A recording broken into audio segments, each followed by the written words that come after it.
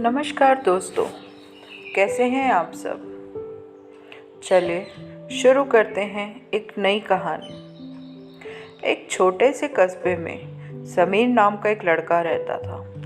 बचपन में ही पिता की मृत्यु हो जाने के कारण परिवार की आर्थिक स्थिति बड़ी दयनीय थी।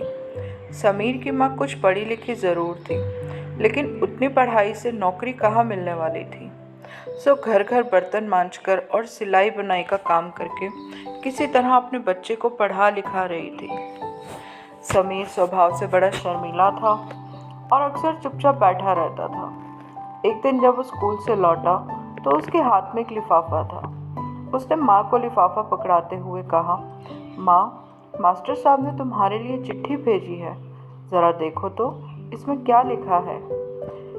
माँ ने मन ही मन चिट्ठी पढ़ी और मुस्कुरा के बोली, बेटा, इसमें लिखा है आपका बेटा काफ़ी होशियार है। इस स्कूल में बाकी बच्चों की तुलना में इसका दिमाग बहुत तेज है और हमारे पास इसे पढ़ाने लायक शिक्षक नहीं है, इसीलिए कल से आप इसे किसी दूसरे स्कूल में भेजिएगा। यह बात सुनकर समीर को स्कूल ना जा सकने का दुख तो हुआ ही, साथ ही उसका मन आत्मविश्वास से भर गया कि वो कुछ खास है, उसकी बुद्धि तीव्र है। माँ ने उसका दाखिला एक अन्य स्कूल में करा दिया। धीरे धीरे समय बीतने लगा। समीर ने खूब मेहनत से पढ़ाई की। आगे चलकर उसने सिविल सर्विसेज की परीक्षा पास की और आईएएस ऑफिसर बन गया। समीर की माँ अब बूढ़ी हो चुकी थी और कुछ दिनों से बीमार चल रही थी और एक दिन अचानक उनकी मृत्यु हो गई। समीर के लिए बहुत बड़ा आघात था। वह बिलख बिलख के रो पड़ा। उसे समझ नहीं आ रहा था कि अब माँ के बिना वो कैसे जिएगा। रोते रोते ही उसने माँ की पुरानी अलमारी खोली और हाथ में उनकी माला, चश्मा और अन्य वस्तुएं लेकर चूमने लगा। उस अलमारी में समीर के पुराने खिलौने और बचपन के कपड़े तक संभाल के रखे हुए थे। समीर एक एक करके सारी चीज़ें निकालने लगा और तभी उसकी नज़र एक पुरानी सी चिट्ठी पे पड़ी। दरअसल ये वही चिट्ठी थी जो मास्टर साहब ने उसे 18 साल पहले दी थी। नम आंखों से समीर उसे पढ़ने लगा।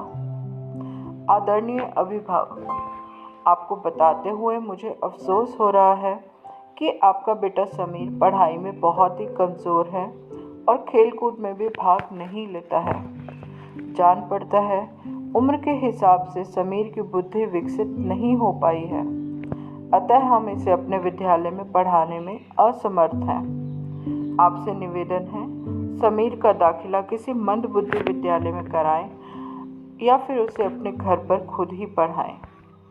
प्रिंसिपल। समीर जानता था भले ही अब उसकी माँ इस दुनिया में नहीं रही, पर वो जहाँ भी हैं उनकी ममता, उनका आशीर्वाद सदा उस पर बना रहेगा। दोस्तों, कहा जाता है भगवान सभी जगह नहीं हो सकते, इसलिए उसने माँ बनाई। माँ से बढ़कर त्याग और तपस्या की मूर्त भला कौन हो सकता है। हम पढ़ लिख लें, बड़े होकर कुछ भी बन जाएं, इसलिए वो चुपचाप न जाने कितनी कुर्बानियाँ देती हैं, अपनी ज़रूरतें मार के हमारे शौक़ पूरे करती है। यहाँ तक कि संतान बुरा व्यवहार करे तो भी माँ उसका भला ही सोचती है। सचमुच माँ जैसा कोई नहीं हो सकता। दोस्तों, अगर मेरी ये कहानी आपको पसंद आई है तो प्लीज़ इसे लाइक, शेयर और सब्सक्राइब ज़रूर करिएगा, ताकि मेरी आने वाली कहानियों को आप पहले सुन सकें। Thank you.